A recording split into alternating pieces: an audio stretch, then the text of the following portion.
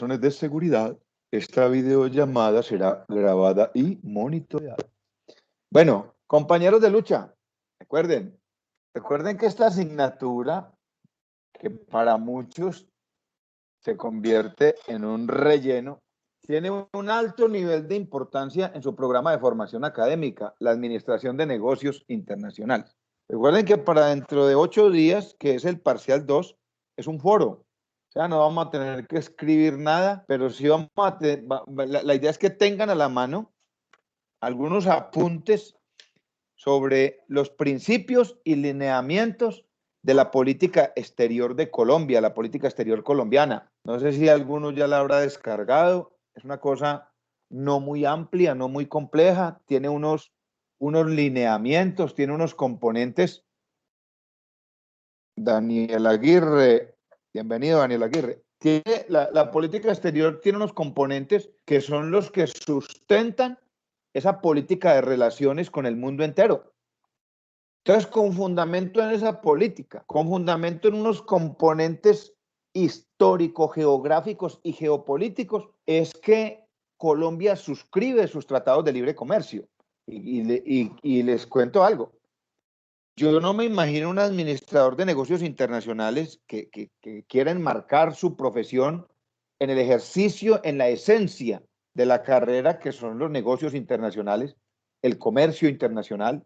Pues no me lo imagino desconociendo todo este marco normativo, desconociendo cuáles son los principios en los que Colombia se sustenta para entrar a un grupo geoestratégico, o por generar una alianza con uno o varios países de la región o del exterior. Por ejemplo, ¿qué connotaciones tiene el que Colombia haya ingresado a la OCDE?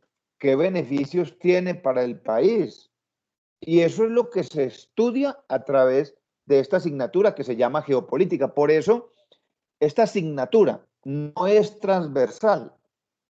Siendo una asignatura, voy a utilizar la palabra entrecomillado con algo de sarcasmo, siendo una asignatura relleno, no es una asignatura transversal, porque no la ven ni los contadores públicos, ni los ingenieros de sistema, ni los administradores de empresas. Esta asignatura es propia del derecho, es propia del estudio de ciencias políticas y es propia de este programa de formación en negocios internacionales.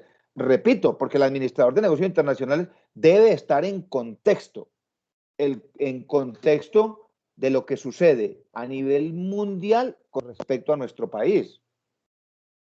¿Cuáles son los tratados de libre comercio que tiene Colombia vigentes con el mundo? ¿Cuáles son las condiciones de esos tratados de libre comercio?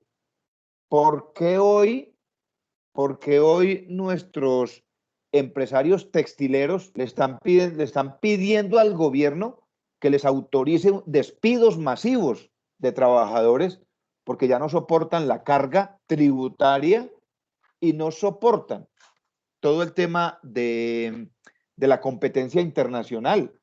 Ellos hablan, por ejemplo, que la competencia con los países asiáticos es mortal, porque la mano de obra en China, por ejemplo, es una mano de obra de muy bajo costo, con la que difícilmente podríamos entrar a competir. Temas, por ejemplo, del control arancelario y del control aduanero. Todo eso debe ser de su interés como profesionales de los negocios internacionales. Entonces, hace 8 días definíamos el concepto de la geopolítica, que entre otras cosas es una ciencia muy nueva. Como ciencia, como actividad de la humanidad, pues imagínense, desde los tiempos de Moisés, es decir, desde antes de Cristo, hablábamos de fronteras, hablábamos de regiones, hablábamos de comercio entre regiones. Entonces, como actividad del ser humano, la influencia de los factores geográficos en el desarrollo de las naciones siempre ha existido, solo que hasta ahora se estudia a través de una ciencia. Entonces decíamos que la geopolítica, primero que todo, lo definíamos como una ciencia. Decimos que es una ciencia. Ahora, ¿de qué se encarga? Se encarga de estudiar la influencia que generan los factores geográficos en el desarrollo de un Estado. Y lo veíamos claritico cuando abrimos la discusión de las relaciones con Venezuela. ¿Cómo cambian las condiciones de un país tras la influencia de lo que sucede en el otro? Hace 20 o 30 años, inclusive 10, 12, 15 años, no teníamos ese fenómeno migratorio tan fuerte hacia nuestro país. Hoy en día hablamos de más de 2 millones de venezolanos en nuestro país. Y eso lógicamente que condiciona unos cambios al interior de nuestro país. Es decir, hace que la realidad nacional cambie, la realidad nacional sea otra, porque las necesidades son otras.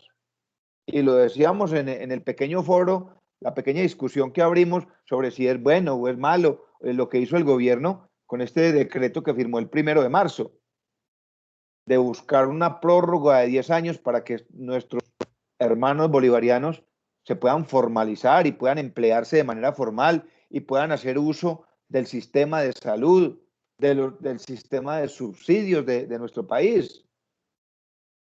Hace 20 años no sucedía eso. Entonces, hoy la realidad nacional es otra, es otra. Entonces, de eso se encarga la geopolítica y decíamos que la geopolítica trabaja sobre unos componentes, sobre unos elementos que son los que la constituyen como elemento de estudio.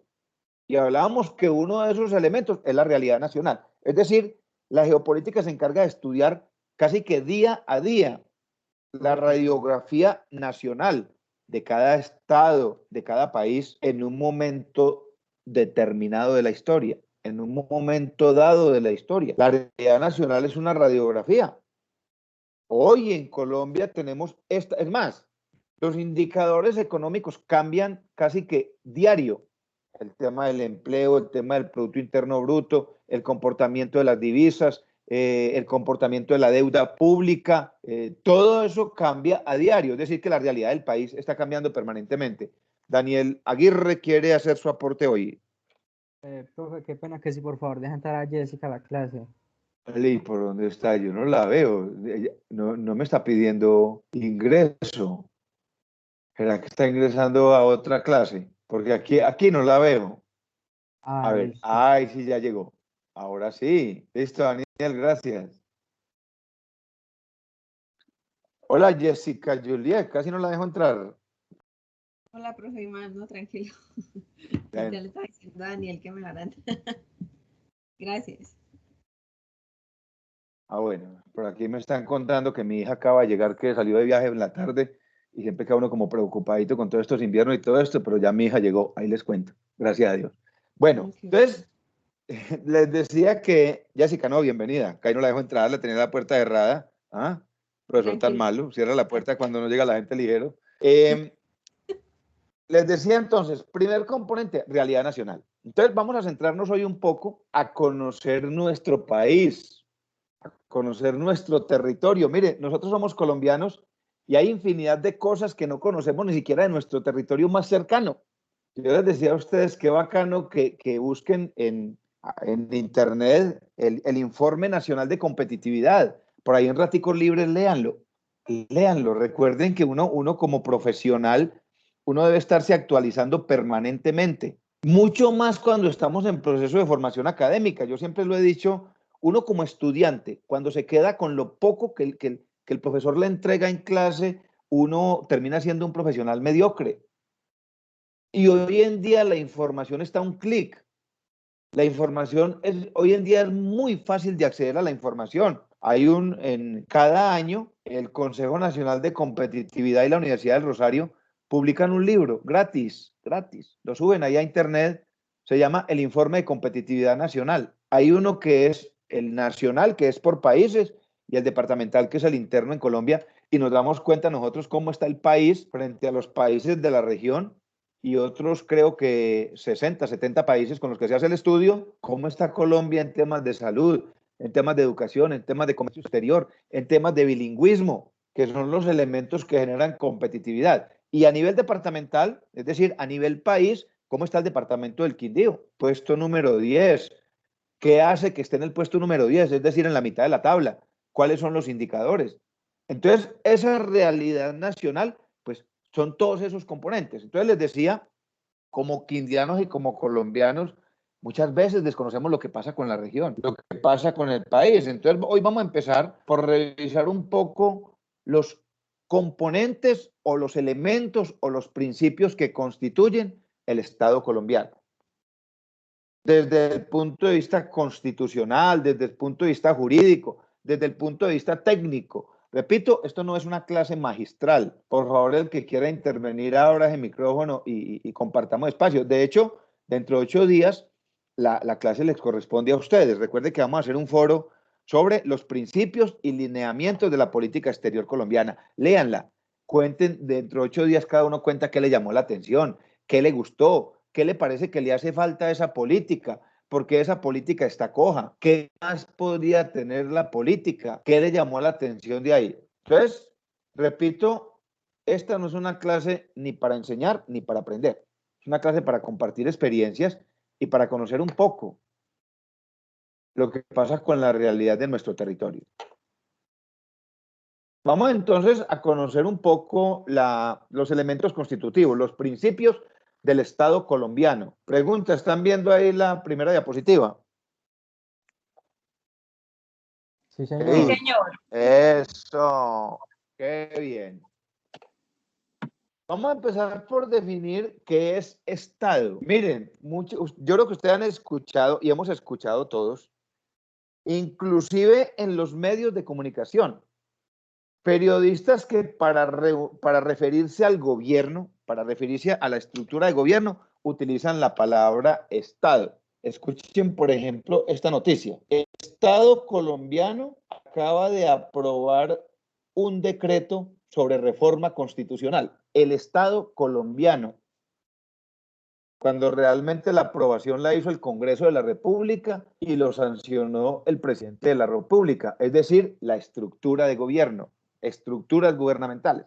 Entonces, a veces confundimos la terminología, a veces confundimos los términos, confundimos el término de país, de patria, de nación, de república, y confundimos el término de gobierno como estructura de gobernanza, lo confundimos con el término de Estado.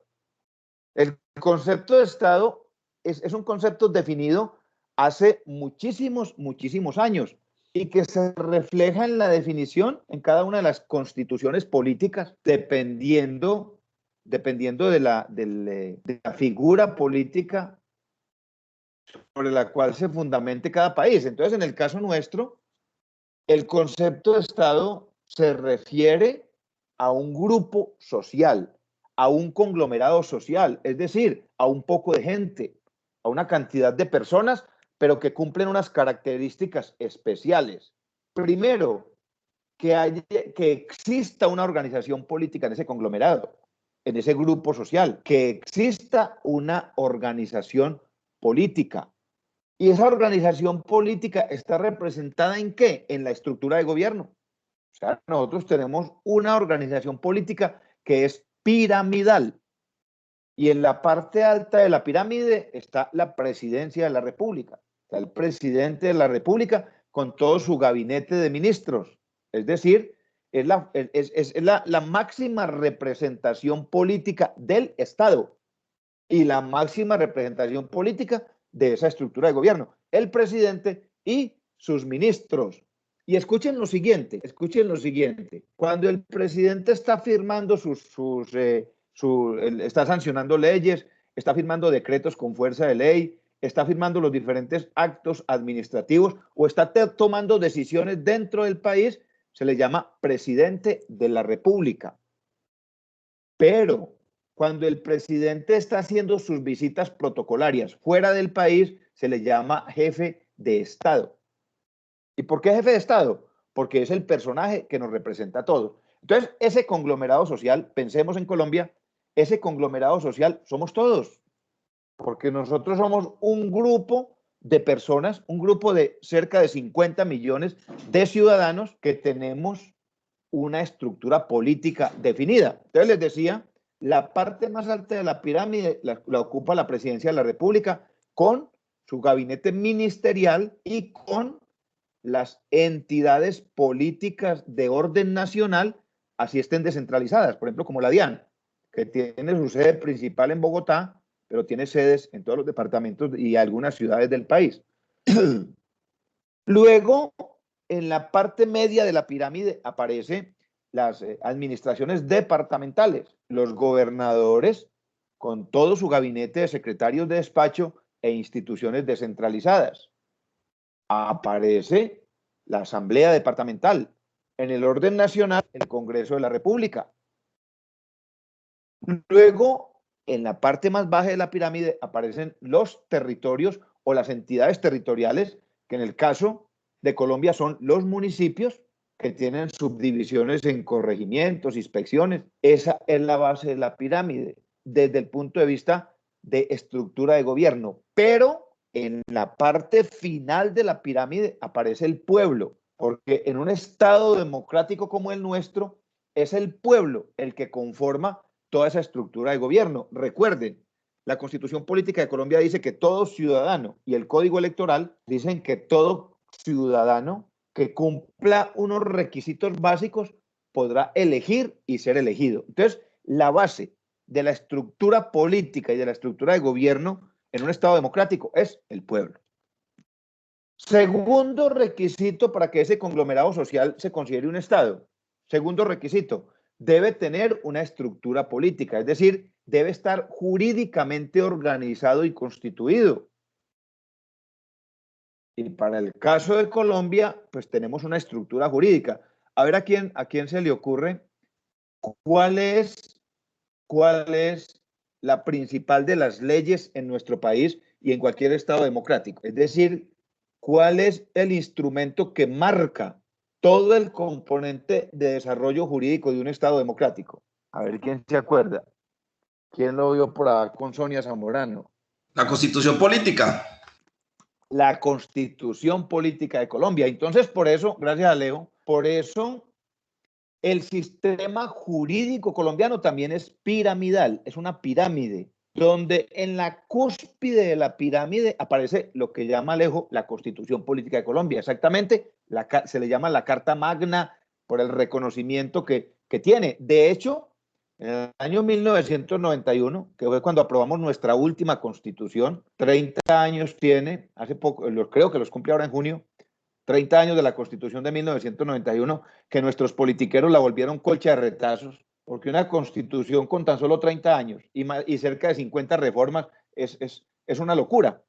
Se le da tanta importancia a la Constitución política que en el caso de Colombia, y la mayoría de estados democráticos lo tienen, creó una Corte Constitucional, es decir, creó una Corte para salvaguardar, para cuidar la Constitución. Y con todo y eso, la hemos manoseado. Yo creo que ustedes recuerdan, hubo un presidente de pronto que algo conocido por los colombianos, que la reformó 2 veces para hacerse reelegir y la quiso reformar 3 veces para una tercera reelección. Luego vino el presidente siguiente y reformó la Constitución para acabar con la reelección. Y entonces aquí cogemos la Constitución, la cogemos de colcha de retazos. Se acaban de dar cuenta. Pregunto, ¿qué opinan ustedes de extenderle el periodo constitucional de gobierno al actual presidente de la República? Extendérselo por 2 años más y extender el periodo constitucional de los congresistas por 2 años más. Maribel, ¿qué opina? ¿Qué tan sano es eso? ¿Quién No, dijo profe, yo? nos llevó el que nos trajo. Esa es la respuesta. Nos llevó el que nos trajo porque... Sí, dale, Maribel. Estamos, mejor dicho, estamos con palabras para estamos jodidos. Realmente nos manipula el mismo presidente en sí. Claro, Y entonces eso es culpa de tenemos... nosotros porque nosotros reelegimos a la misma persona realmente. Claro, Maribel. Usted acaba de dar la respuesta de lo que yo acabo de mencionar ahorita, que somos un país políticamente organizado, porque la base de la constitución de gobierno es el pueblo. ¿Y quiénes son los que eligen? Somos nosotros. Pregunto, ¿ustedes saben cuál es el potencial, qué porcentaje, en qué porcentaje está el abstencionismo electoral en Colombia? Es decir, ¿qué porcentaje de colombianos aptos para votar no están saliendo a votar? ¿Cuál es el promedio? Más o menos alguien que dé una cifra país cercana. en términos porcentuales, es decir, ¿qué porcentaje de los colombianos que pueden votar, que están aptos para votar, no están saliendo a votar? ¿Alguno que se le ocurra una cifra? Bueno, les doy el dato. Recuerden que todo esto es cultura general. Esto más que generar información para llevar en la memoria es crear cultura general. Colombia tiene una cifra cercana al 53% de abstencionismo electoral. Es decir, cerca de 34 millones aptos para votar. No estamos llegando ni siquiera a 17 millones de electores. Y estamos eligiendo, ojo, estamos eligiendo, mire, el presidente Duque ganó con un poco más de 10 millones de votos, es decir, ganó con el 30% del potencial electoral. Estamos eligiendo presidentes con el 25, con el 28, con el 30% de la capacidad electoral, porque la gente perdió la credibilidad en sus estructuras políticas, perdió la credibilidad en sus estructuras de gobierno. Pero decía Maribel ahora, ¿de quién es la culpa? ¿De quién será la culpa, muchachos? ¿De quién será la culpa de los gobiernos que tenemos?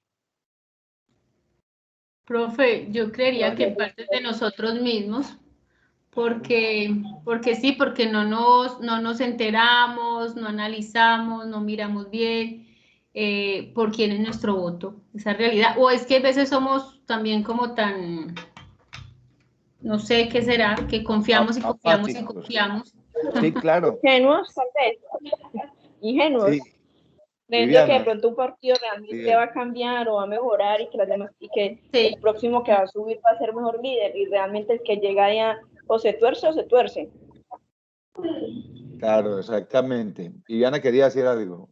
No, profe, que le iba a decir que de pronto a la gente le da susto porque cuando hay elecciones salen a votar hasta los muertos, con la corrupción que hay. Con la, por ahí hay una anécdota. Sí, Viviana, ¿quién puede seguir?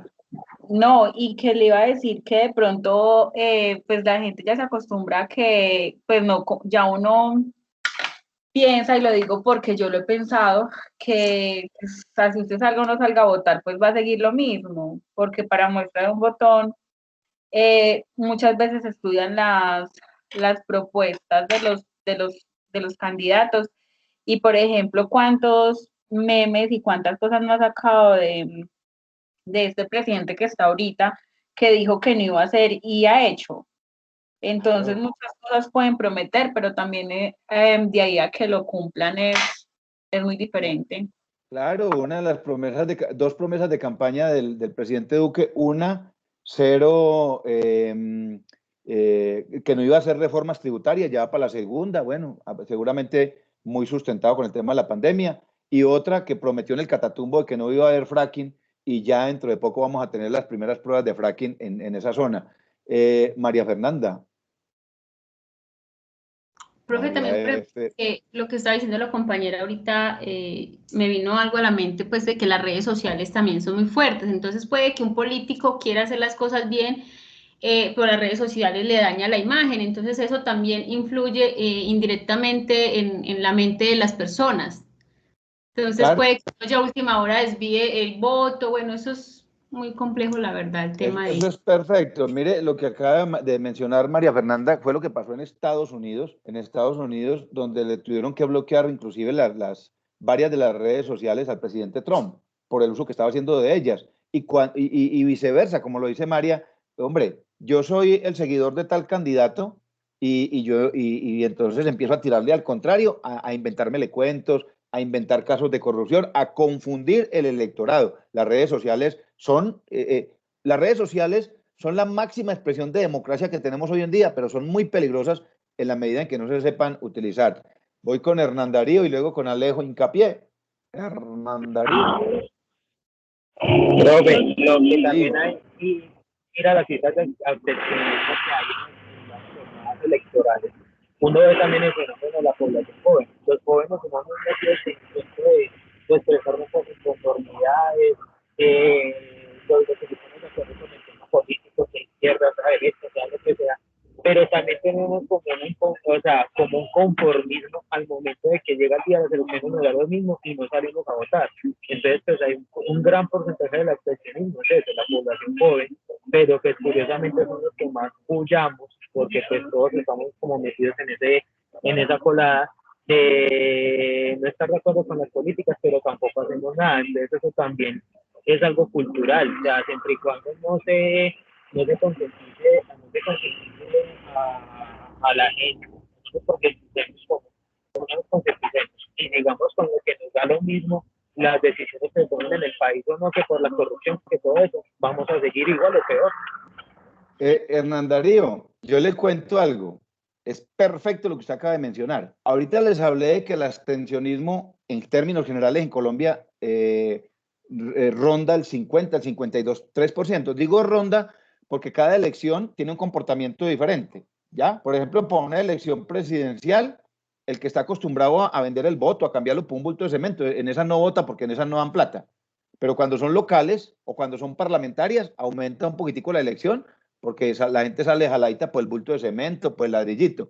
Pero mencioné que era 53%. Hernán, usted más o menos se alcanza a imaginar, con lo que usted acaba de mencionar, que es totalmente claro, se alcanza más o menos a imaginar qué porcentaje de la población joven está dejando de salir a votar, que son aptos para votar. Denme una cifra que se le ocurra.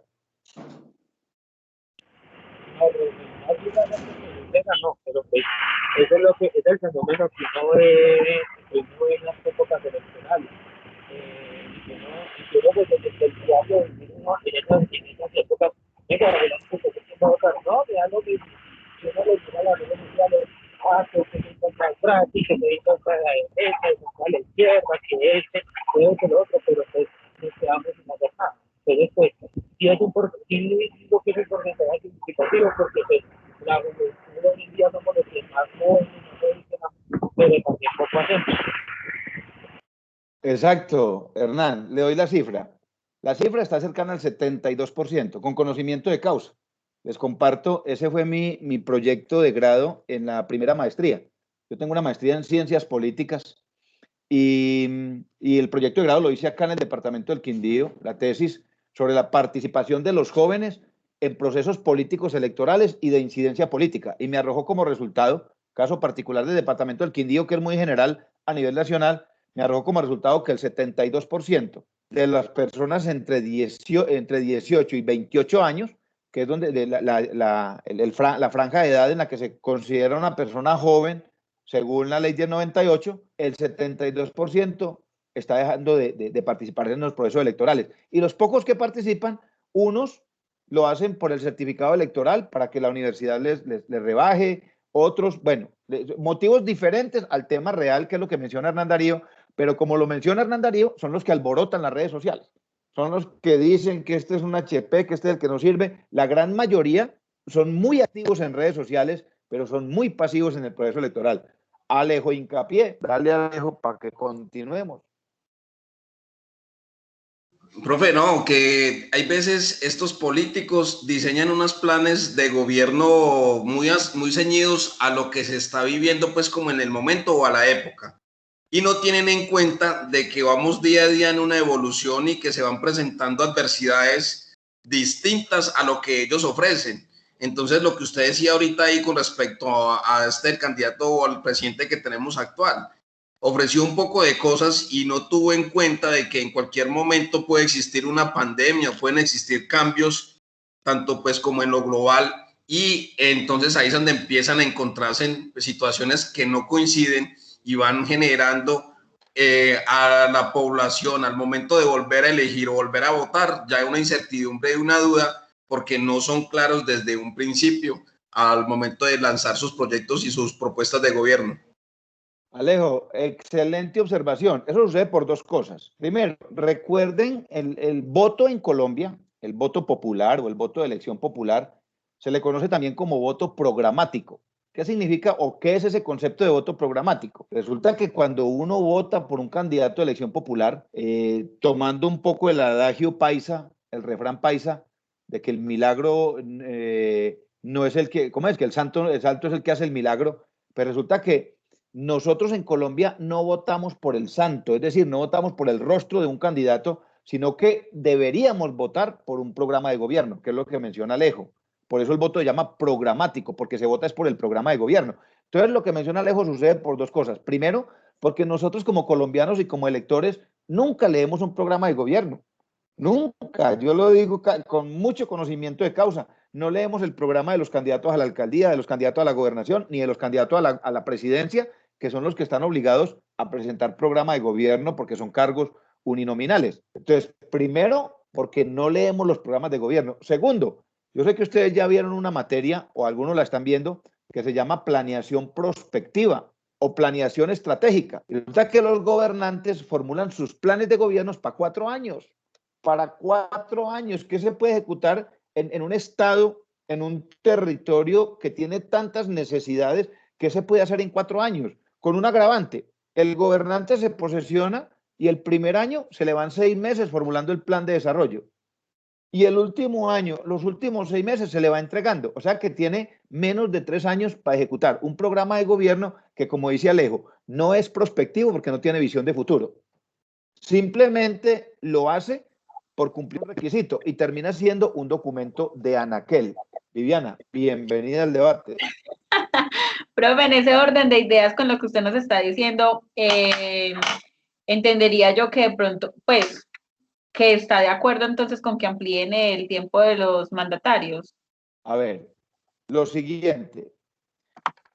El día que se amplíe, porque si ustedes, por ejemplo, revisan, varios países sudamericanos tienen periodos de 5 años, que era lo que se pretendía con la Constitución del 91, que los periodos gubernamentales fuesen de 5 años. Aquí, de alguna manera, no se está cuestionando, es decir, no se cuestiona de que haya 1 o 2 años más, no. Lo que se cuestiona es la forma como lo quieren hacer, porque eso debería responder a un estudio técnico constitucional y, ojo, que la iniciativa venga del pueblo, que sea una iniciativa popular, que sea el pueblo el que lo decida. Lógicamente que el gobernante o los gobernantes que tenemos en Colombia necesitan mínimo 1 año más. Ahora, ni siquiera se trata de extender el tiempo, se trata de formular planes de desarrollo con visión de futuro y que se ordene a los futuros gobernantes a respetar esos planes de desarrollo. Yo les voy a contar una experiencia, Maribel, antes de darle la palabra. Les voy a contar una experiencia. Yo trabajé en la gobernación del Quindío con una gobernadora que fue muy polémica por muchas cosas, pero que para mí fue una guerrera, una berraca que trabajó, que trajo recursos al departamento con todo lo que hizo, y fue Sandra Paola. Ella fue muy polémica por muchas cosas, claro, porque inclusive cuando fue a entregar ella la gobernación, ella le acompañó toda la campaña a Sandra Gómez y pues hizo cosas que a la gente no les gustó, como por ejemplo bloquear la ciudad de Armenia en una toma de la ciudad, una toma política, donde hubo personas que perdieron un vuelo, salieron 5.000 vehículos y se tomaron Armenia, la ciudad quedó bloqueada y la gente que se vio afectada, por eso le cogió rabia a Sandra Paola. Entonces les cuento una experiencia. En el gobierno de Sandra Paola yo ocupé varios cargos. Yo fui secretario del Interior, fui secretario de Turismo y luego me asenté en un cargo que se llama director de emprendimiento y competitividad. Entonces yo todo el tiempo tenía que estar trabajando con Cámara de Comercio, con el SENA, con la Comisión Regional de Competitividad que la presidí. Tenía que estar trabajando con toda esta gente. Entonces en ese orden de ideas formulé un proyecto que se convirtió en uno de los proyectos banderas de ese gobierno. El proyecto se llamó Las Camineras. Cuando yo lo formulé como Los Camineros, para hombres, nuevamente de pronto un poco machista. Cuando yo le entregué el proyecto a Sandra Paola, ella me llamó, oigan, esa señora lo llamaba uno a la 1 de la mañana, Jorge Iván, ¿qué tal si a ese proyecto no le ponemos los camineros sino las camineras y lo ejecutamos solo con mujeres? Yo le dije, espectacular, gobernadora, me parece ideal que y claro, resulta que el ejercicio de los camineros o las camineras es mantener los caminos veredales, las carreteras veredales, mantenerlas en buen estado, hacer la limpieza de cuneticas, bueno, pero el proyecto era mucho más ambicioso, mucho más amplio, porque se intervenía la familia. Entonces se contrataba, escuchen esto, El proyecto inició con 350 mujeres. La gerente del proyecto era una ingeniera civil.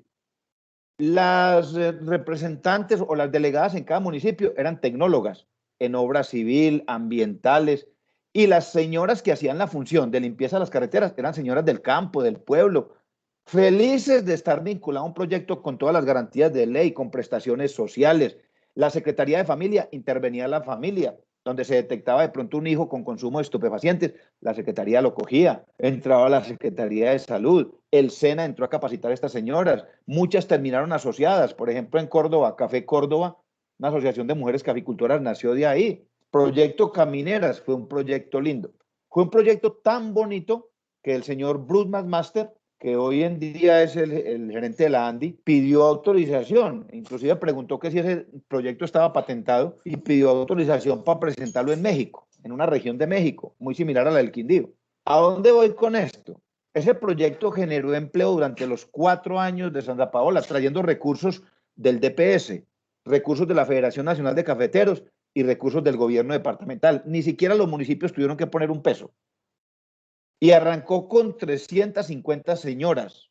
Y el proyecto terminó empleando más de 1000 mujeres en el departamento del Quindío, con recursos públicos. Y estas señoras se convirtieron en guías turísticas, la gente las quería, eran amables, estaban muy bien uniformadas, distribuidas por las carreteras. Y escuchen lo siguiente, y llegó el gobernador siguiente, o llegó el gobierno siguiente, no hablemos de hombre o mujer, llegó el gobierno siguiente, y como era una iniciativa del gobierno anterior, la tumbó, no le interesó, no le gustó. Y muchas iniciativas de ese corte se cayeron por un cambio de gobierno.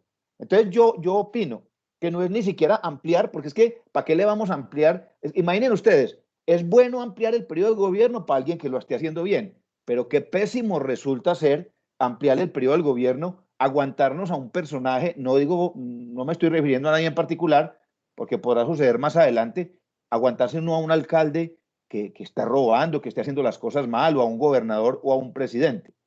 Aquí de lo que se trata es de proyectar los territorios a futuro, de manera prospectiva. En ese mismo gobierno de Santa Paola teníamos una política muy, muy bonita, que contaba inclusive con recursos nacionales, y era la repatriación de colombianos, de quindianos, repatriación de quindianos fallecidos en el exterior. A mí me tocó acompañar, siendo secretario del Interior, me tocó acompañar la repatriación de un muchacho que murió en los Estados Unidos, de una señora que falleció en España, de un ex policía que mataron en Brasil y que la familia no tenía con qué traerlo. Pues el gobierno siguiente llegó y dijo, no me interesa el tema. Y acá. Entonces, a donde voy con el tema, y me decía Viviana ahora que si yo comparto la idea, no la comparto porque es inconstitucional, es antidemocrática. O sea, hagan las cosas bien, no de amañarse y sentarse en el poder. A mí el tema político me gusta mucho, pero con ese enfoque, con un enfoque técnico, con un enfoque visionario, bien visto. Entonces sigo definiendo. Maribel quería decir algo, ahorita antes de yo empezar, que me estaba como regando mucho en discurso. De pronto terminan ustedes votando por mí. Profe, ya perdí el hilo. No, es que yo he escuchado que las de aumentar el periodo de presidencia era para igualar como todos los cargos políticos. Por ejemplo, ahora próximamente hay elecciones de diputados, no, Cámara y Senado. Sí, entonces los que ingresan ahora, ellos tienen que esperar un tiempo que se empalmen con presidencia, ya después van a haber elecciones con presidencia, entra otro presidente que tiene que hacer empalme con que luego llegan los alcaldes, que luego llegan los diputados, luego los concejales. Entonces, pues lo que yo he escuchado era que la idea era que todos estuvieran en un mismo nivel, o sea, que todos estuvieran como alineados, que en tal fecha, en tal año, votaran por todos, y así iban todos cogidos de la mano y no iban como con tantos tropiezos en el camino, ni esperar que aprobaran un decreto, que tenían que esperar que revisaran allí una cosa, que el consejo otra, que asamblea otra. Era lo que yo pues había escuchado sobre eso. No sé qué tan cierto sea, pero sí, la veo. En política a veces no saben ni qué pensar. Pero la veo muy bien, la veo contextualizada, y de pronto sí, es decir, de pronto no, veo que ha escuchado noticias, ha leído sobre el tema. Exactamente, lo primero que se busca es eso, que nivelar el calendario electoral colombiano, pero lo que buscan ellos, ojo a lo siguiente, porque eso tiene tanto de ancho como de largo, ¿ya? Los congresistas están diciendo que nivelando el calendario electoral, Colombia se ahorra 1.5 billones, con B de burro, se ahorra 1.5 billones de pesos en procesos electorales.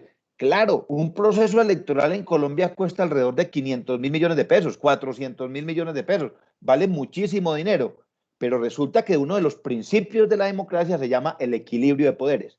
Y el día que se nivelen todas las elecciones, es decir, el día que en Colombia, en un mismo día, elijamos presidente, Congreso de la República. Las elecciones para Congreso son el 13 de marzo del 2022. Ya estamos en inscripción de cédulas. Los que quieran, vean, la Registraduría Nacional del Estado Civil. Estamos en proceso de inscripción de cédulas. Entonces, las elecciones tienen periodos de diferencia de 2 años. El año entrante se elige Congreso de la República en marzo y en junio, julio vamos a elegir presidente, muy seguramente en 2 vueltas. Los alcaldes y gobernadores se eligen 2 años después y eso tiene una razón de ser y esa razón de ser se llama el equilibrio de poderes.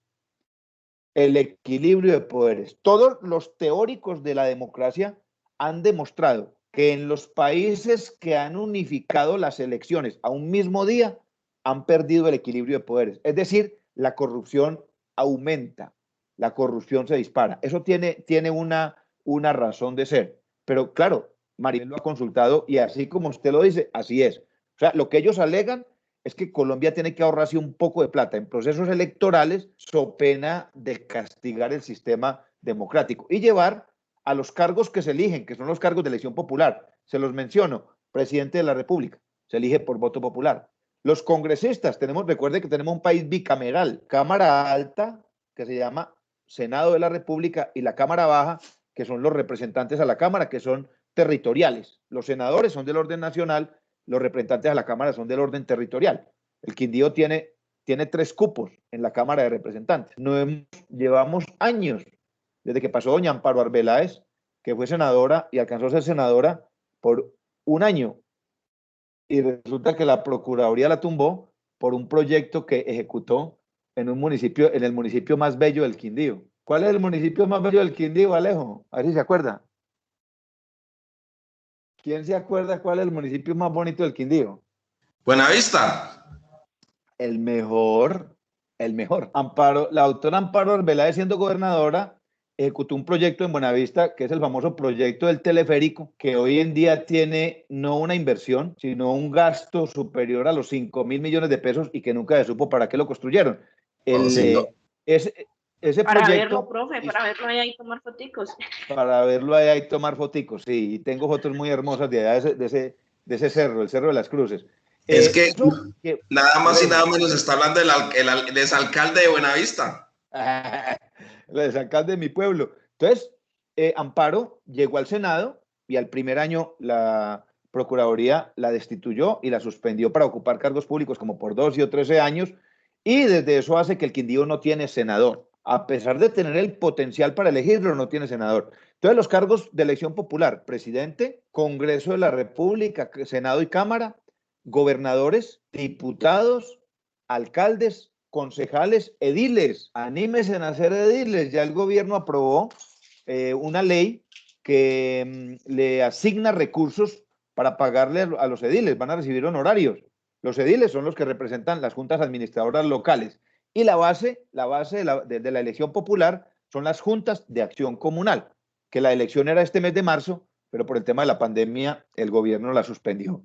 Terminemos de definir qué es Estado, muchachos. Entonces, un Estado es un conglomerado social que está política y jurídicamente organizado, y ya dijimos por qué. Con todo lo que hemos hablado hoy acá, hemos definido por qué el Estado colombiano tiene una estructura política.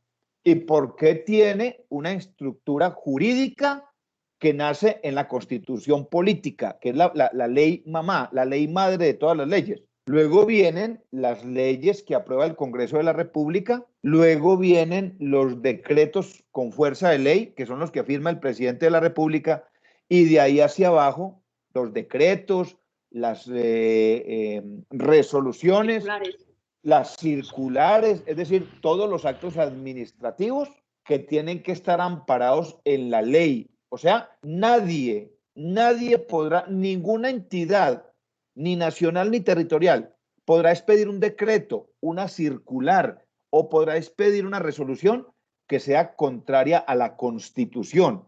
Por eso el primer componente que se le analiza a todos estos actos administrativos, el primer componente es la constitucionalidad. Si se emite una ley que esté violando algún derecho fundamental, ese es el punto de quiebre de esa ley, ¿ya? O de ese decreto, o de ese acto administrativo, o de esa circular, como lo mencionaban ahora. ¿Qué otra característica debe reunir ese conglomerado social? Que esté asentado en un territorio, que esté ubicado en un territorio determinado. Entonces, si nosotros desde el aire vemos las fotos que le toman a nuestro país, ese mapa tan hermoso, ese es nuestro territorio, con las islas, con el mar territorial, con los archipiélagos. Ese es el territorio en el que está asentado Colombia. Otra característica, ese conglomerado social debe estar sometido a una autoridad. Claro, esa autoridad se ejerce a través de las tres ramas del poder público, el ejecutivo, el legislativo y el judicial. Y por eso nosotros tenemos un código de policía, que es el que marca las pautas de convivencia. Tenemos un código penal, que es el que mide el comportamiento delictivo de las personas y lo castiga. O sea, tenemos un marco jurídico que es el que nos obliga a nosotros y nos genera ese reconocimiento de autoridad. Y esa autoridad, pues, se ejerce a través de las diferentes instancias e instituciones. Y la última característica es la de soberanía. Es decir, que además de estar organizados políticamente, que además de estar organizados jurídicamente, que además de estar asentados en un territorio y tener una autoridad definida, nosotros, para que existamos como Estado, necesitamos un reconocimiento de la comunidad internacional. Si nosotros no estuviésemos reconocidos como Estado, es decir, si no tuviésemos un reconocimiento ante la ONU, hacemos parte de la ONU. Si no tuviésemos un reconocimiento ante la OMS, ante la OIT y los demás Estados miembros, yo creo que ustedes han escuchado, cuando un presidente se posesiona, salen los demás países a decir, lo reconocemos, ¿ya? Miren ustedes, ¿cuántos estados del mundo hoy en día no reconocen a Venezuela? Yo creo que ustedes escucharon una noticia hoy creo que fue, capturaron los 2 o 3 tipos en Venezuela, los tipos que mataron al guarda de seguridad en Transmilenio de Bogotá, los capturaron en Venezuela. Y quiero que escuchen las noticias de aquí en adelante, qué va a pasar con esos 3 muchachos. Es decir, el presidente Duque, ¿a quién le va a pedir la extradición? ¿A Nicolás Maduro o a Guaidó? Porque resulta que Colombia está reconociendo como gobierno constitucional legal a Guaidó como presidente de Venezuela y está desconociendo el Estado, el famoso Estado bolivariano, la República Bolivariana. Está desconociendo a Nicolás Maduro. Entonces, ¿a quién le va a pedir la extradición? Recuerden un caso que quedó por allá en el olvido con el tema de la pandemia, Aida Merlano. ¿Dónde está Aida Merlano? ¿Ustedes recuerdan dónde está Aida Merlano? ¿Sí lo recuerdan? ¿A dónde? Venezuela. Exactamente. ¿Y a quién le pidió? A la Cancillería colombiana, ¿a quién le pidió la extradición de Aida Merlano? ¿Sí lo recuerdan? A Juan Guaidó. A Guaidó. Se la pidió a Guaidó. Pregunta, ¿ya extraditaron a Aida Merlano? No la han extraditado porque Guaidó es una figura que es reconocida a nivel mundial, pero a nivel interior no. O sea, él no tiene mando sobre su territorio, no tiene autoridad sobre su territorio. Entonces, ¿qué va a pasar con estos 3 muchachos que capturaron? ¿A quién? Lo dejo en inquietud, sin necesidad de que respondan, lo dejo en inquietud. ¿A quién le va a pedir nuestro presidente Duque, nuestra canciller, a quién le va a pedir la extradición de estos muchachos? ¿A Guaidó? Y si la pide a Guaidó, ¿será que Guaidó los puede mandar? Ahí les queda el interrogante. Entonces, eso es un Estado, muchachos. Llevado esto al antioqueño, pues el Estado somos todos. Todos nosotros hacemos parte de un territorio que está organizado jurídicamente, que está organizado políticamente. Todos nosotros estamos al amparo de una constitución y de unos derechos constitucionales. Y entonces todos nos reconocemos como parte integral de este Estado. Desde el niño que está acabando de nacer en este momento y que mañana lo van a llevar a mi registraduría a registrarlo ya como ciudadano colombiano, hace parte de este Estado colombiano. Hasta la personita que vacunaron antier, que el presidente fue a aplaudirlo, como de 103 años. Todos hacemos parte de este Estado colombiano. Ahora, ¿cuáles son entonces los elementos que conforman ese Estado colombiano?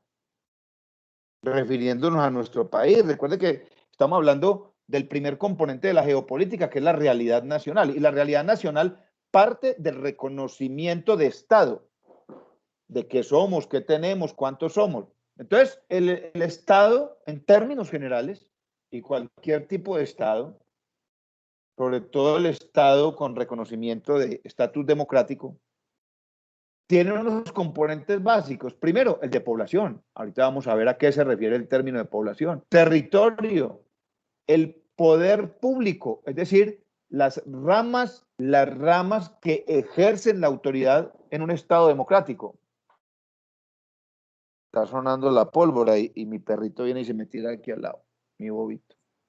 Las ramas o las entidades e instituciones que ejercen el control y la autoridad en el país. Y estos dos componentes que van de la mano, el reconocimiento internacional y la soberanía. Cuando hay reconocimiento internacional, quiere decir que hay soberanía, es decir, que el Estado tiene la capacidad de negociar, tiene la capacidad de conciliar, tiene la capacidad de proponer, de firmar convenios por este concepto de soberanía. Es soberano, es autónomo en la toma de sus decisiones. Por eso entidades, por ejemplo, como el Banco Mundial, como el Banco Interamericano de Desarrollo, como instituciones, ONGs de derechos humanos a nivel internacional, lo que hacen siempre es recomendar, no imponer. No imponer. De hecho, por ejemplo, están las cortes penales internacionales que emiten los fallos y el Estado que no las quiera acatar se retira de ellas, que no es lo recomendable, porque va a ir en contravía de los lineamientos internacionales y de la política, de los principios y lineamientos y políticas de relaciones exteriores de cada país. Entonces empezamos por revisar el primer componente, y es el componente de población.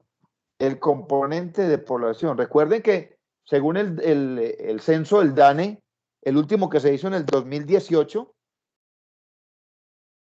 Colombia tiene una población por allá cercana a los 50 millones. Hubo mucha crítica al DANE por ese censo, por la forma en que lo hicieron, quisieron aprovechar las herramientas tecnológicas.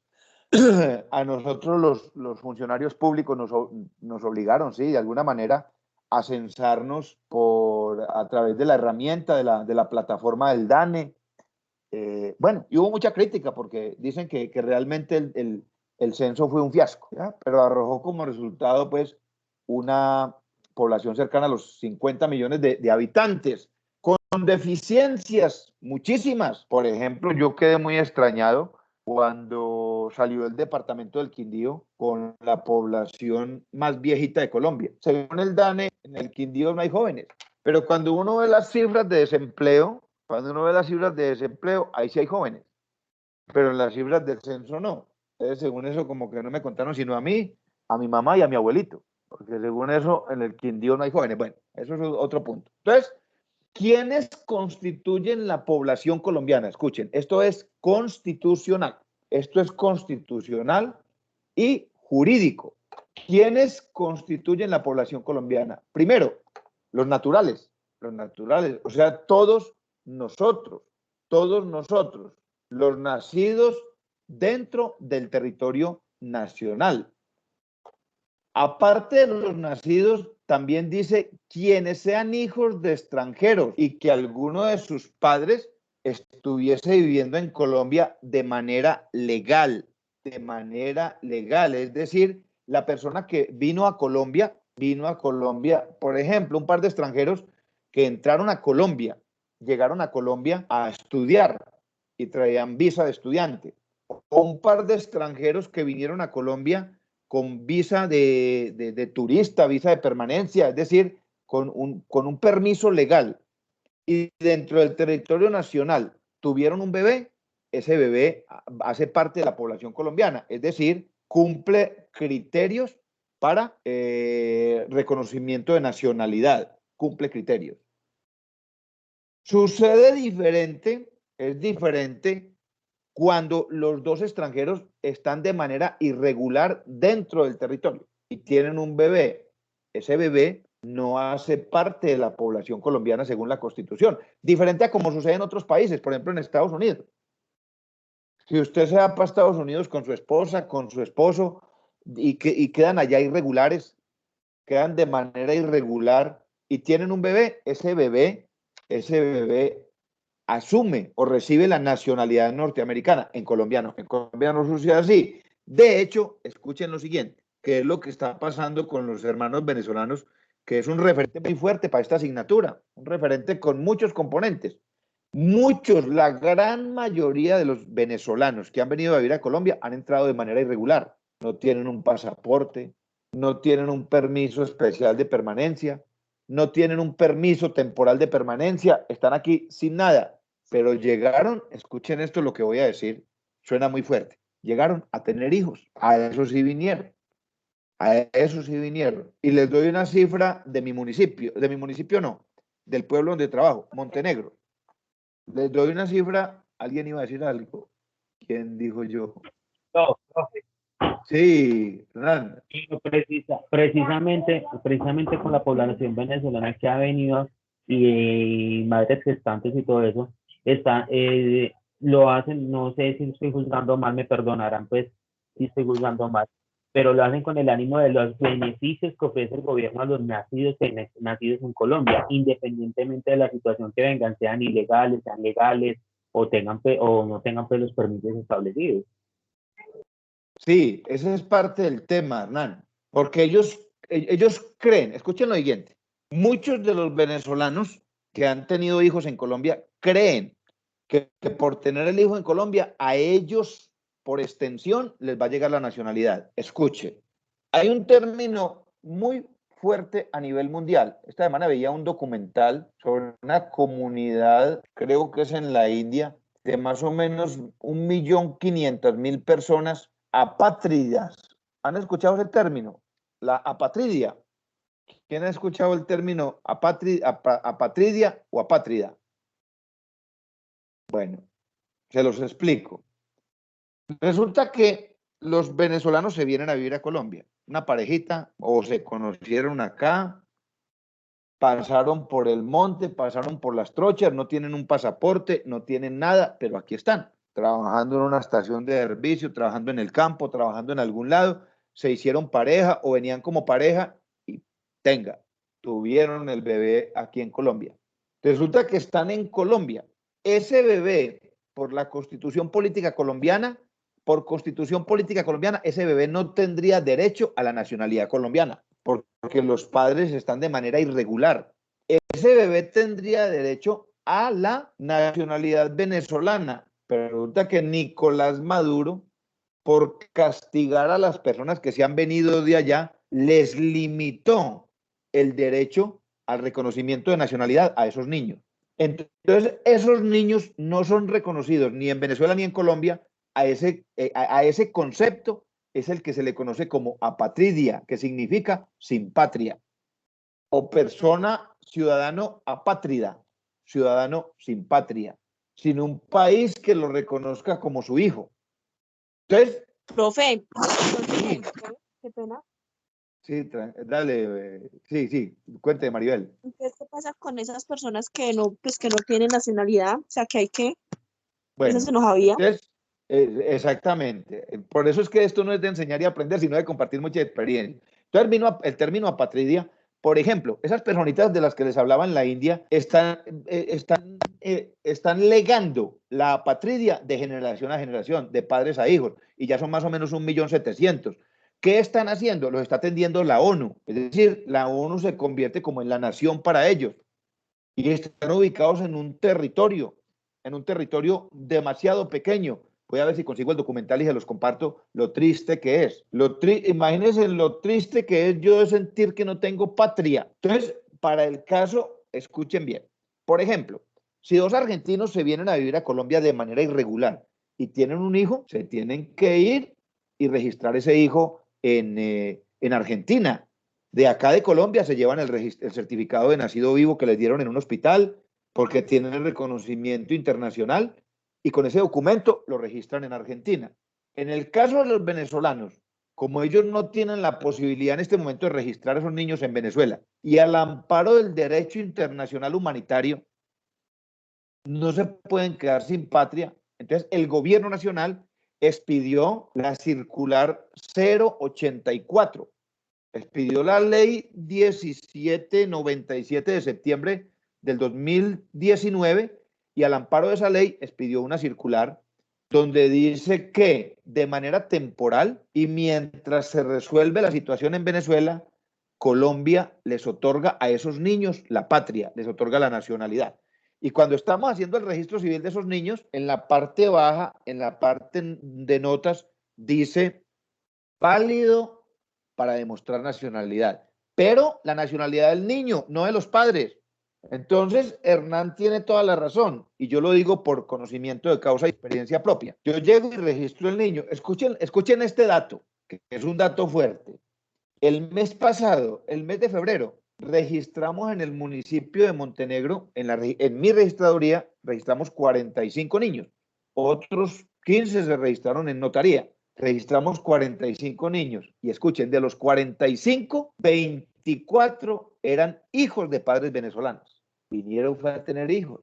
Hijos de padres, 24 hijos de padres venezolanos. Los otros 21 hijos de padre colombiano. O sea, el 55% eran de padres venezolanos. Entonces el gobierno nacional expidió esa ley para poder reconocerles la patria, para poder decirle a estos niñitos que no tienen la culpa de nada, mire, ustedes sí tienen una patria, se llama Colombia, aunque sus padres sean extranjeros. Pero dándole la razón a Hernán Darío, entonces a los 15 o a los 20 días llega el papá o la mamá, oye, chamo, mira, lo que pasa es que yo registré a mi bebé acá, mi bebé. ¿Cómo hago yo entonces para alcanzar mi nacionalidad? Claro, esperanzados en que al amparo de esa nacionalidad del niño, ellos puedan tener también su propia nacionalidad, lo que no va a ser, Y hoy hay un problema mucho más grave, y venga, se los muestro acá, se los voy a citar ahorita con un ejemplo.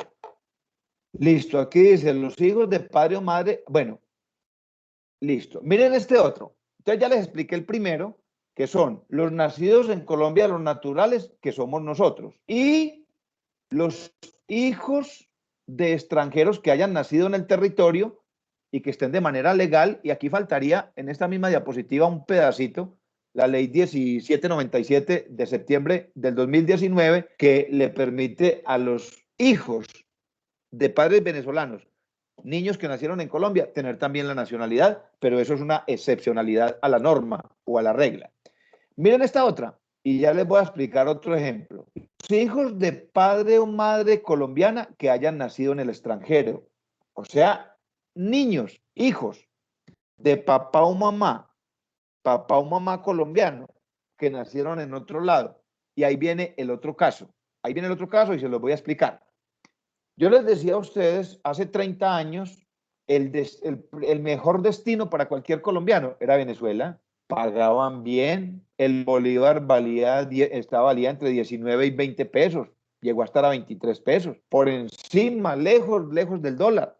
Entonces hubo una cantidad de migrantes colombianos que se fueron a vivir a Venezuela, porque habían oportunidades de trabajo, oportunidades de hacer empresa, era un país con un crecimiento económico envidiable, y llegó a una cifra cercana. Escuchen esto, Venezuela llegó a tener cerca de 6 millones de colombianos que se convirtieron en un potencial político para Hugo Chávez, porque Hugo Chávez los ceduló.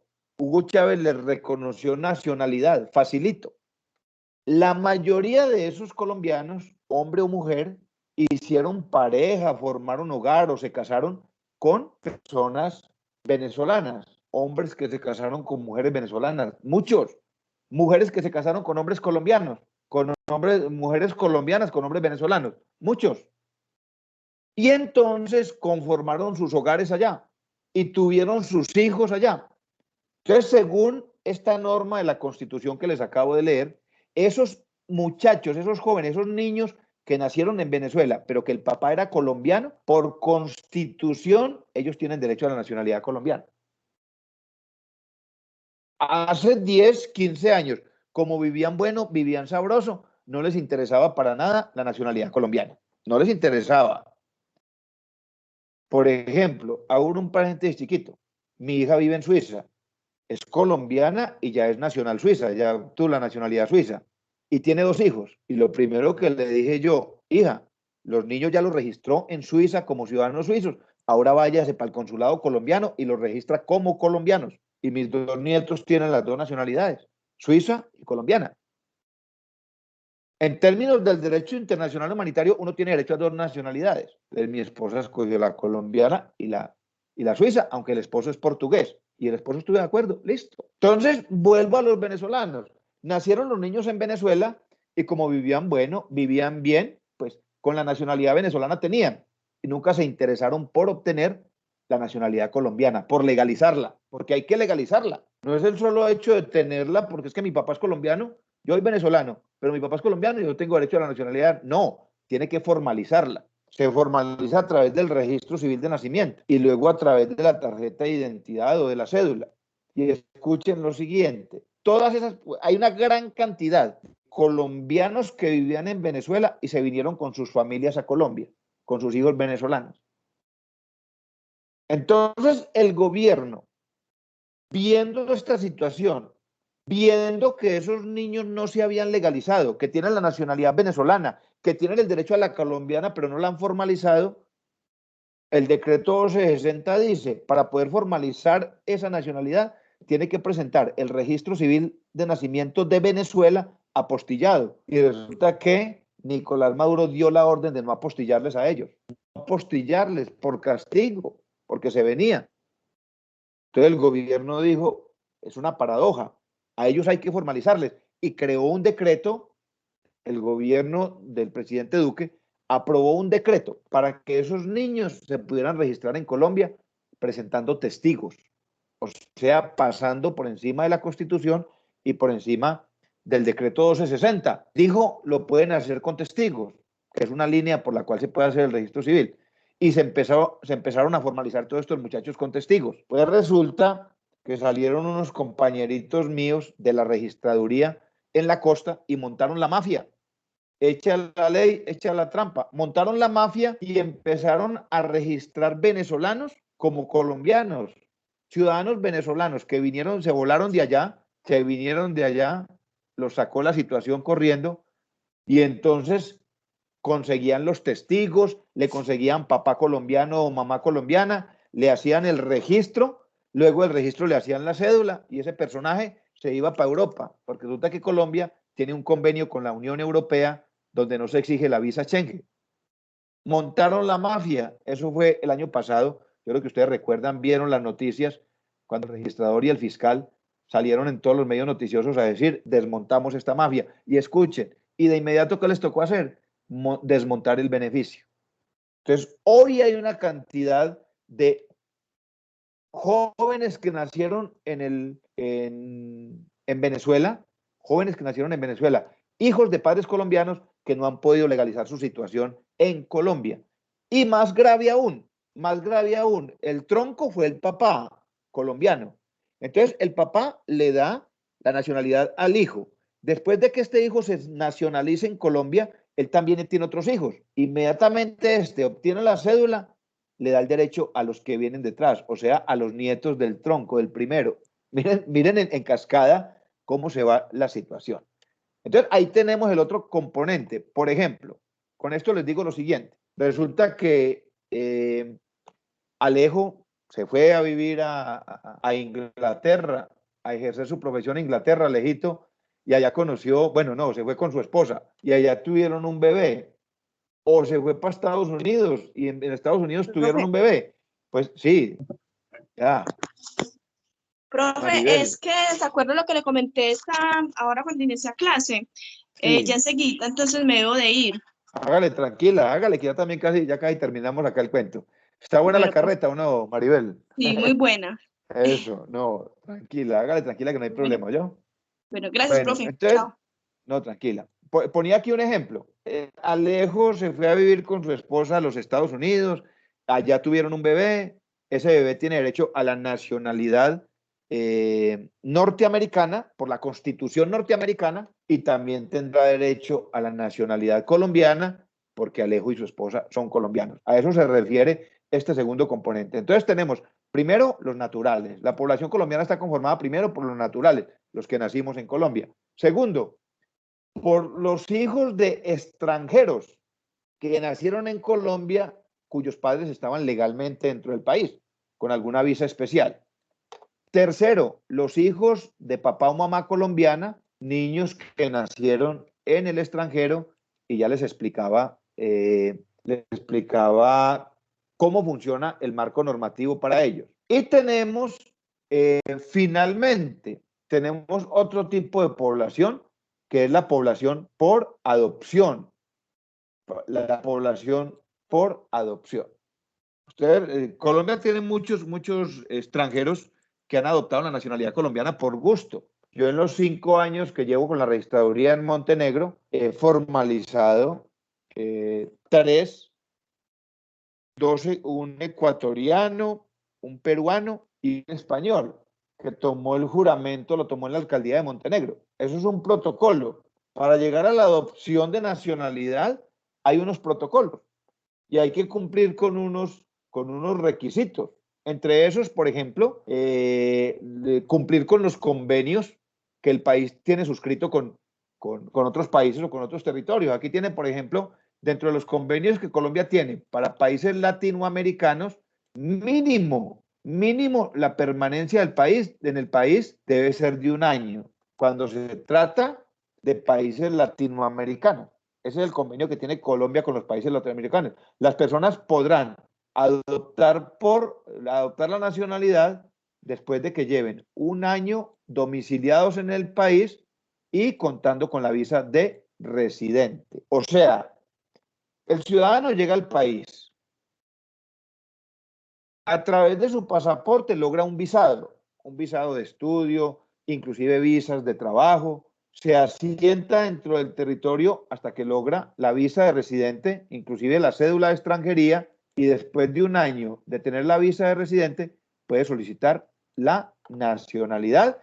Debe presentar unas pruebas, unos exámenes que se presentan en la Cancillería, luego le preguntan que en qué territorio, gobernación o municipio quiere tomar el juramento, se levanta un acta del juramento y ese documento se envía a la registraduría para que la registraduría le produzca su cédula de ciudadanía como extranjero nacionalizado. Para el caso de los españoles que quieran tomar la nacionalidad colombiana, deberán llevar mínimo 2 años de residencia en el país y ostentando la visa de residente. Para los demás países que no sean ni España ni los países latinoamericanos, ese requisito es de 5 años. Ahora, hay unas excepciones. Ese tiempo se reduce si el extranjero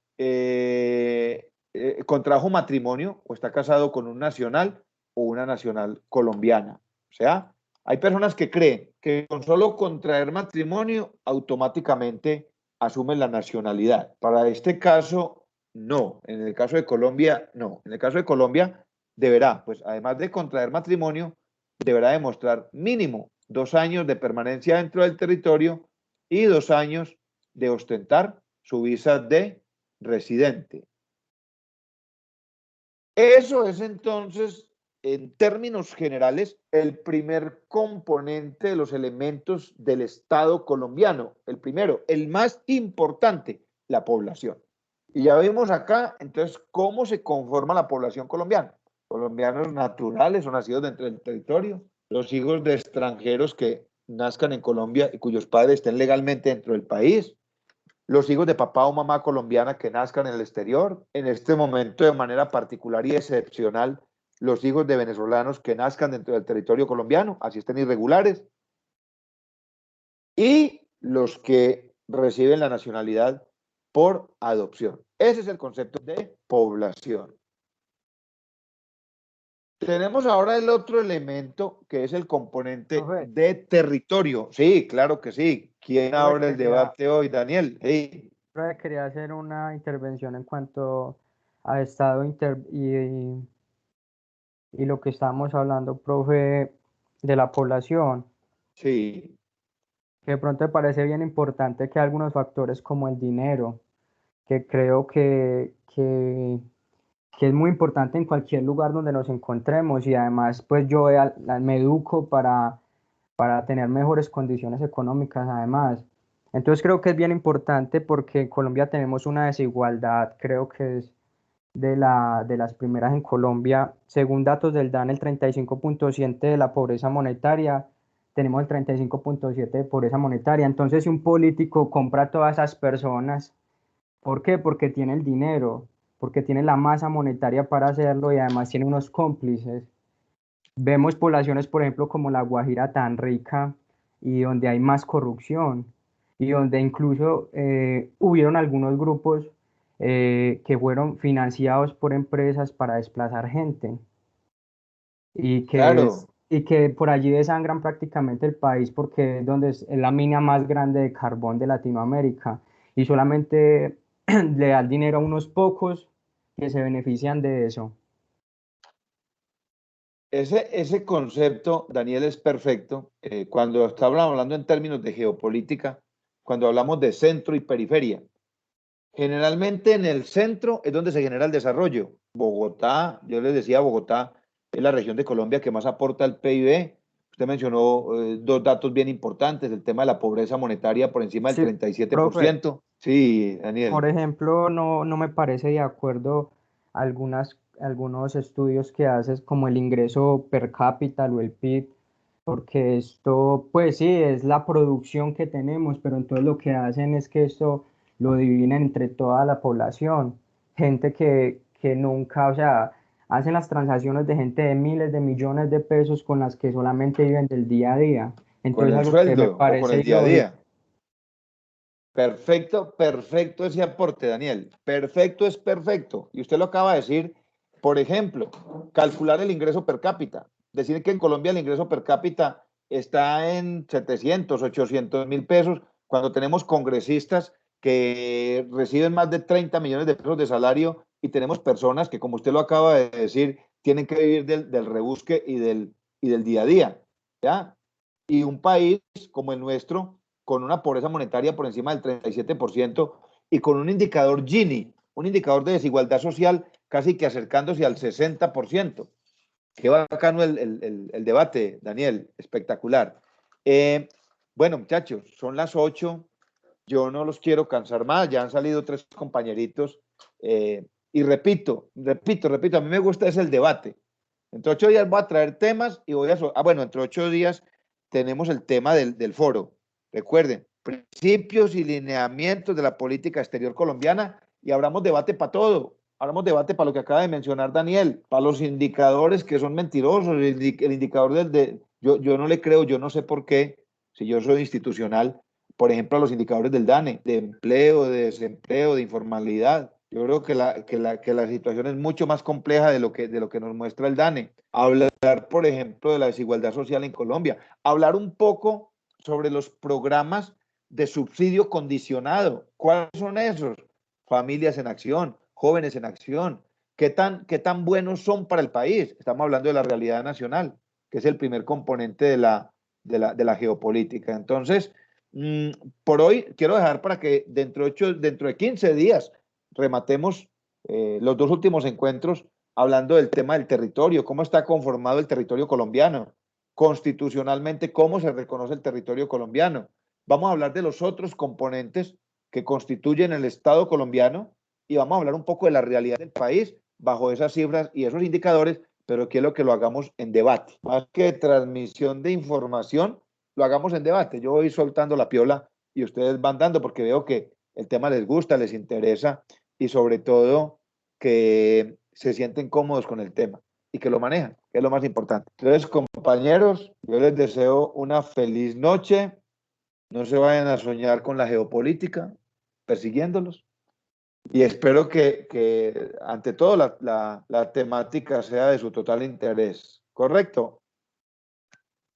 Profe, muchas gracias, que esté muy bien, que descansen. Daniel, muchas gracias, hermano. Muchas gracias, feliz noche. Dios los bendiga, un excelente fin de semana. Preparen muy bien para el debate dentro de 8 días. Lineamientos de la política exterior de Colombia con todos estos componentes.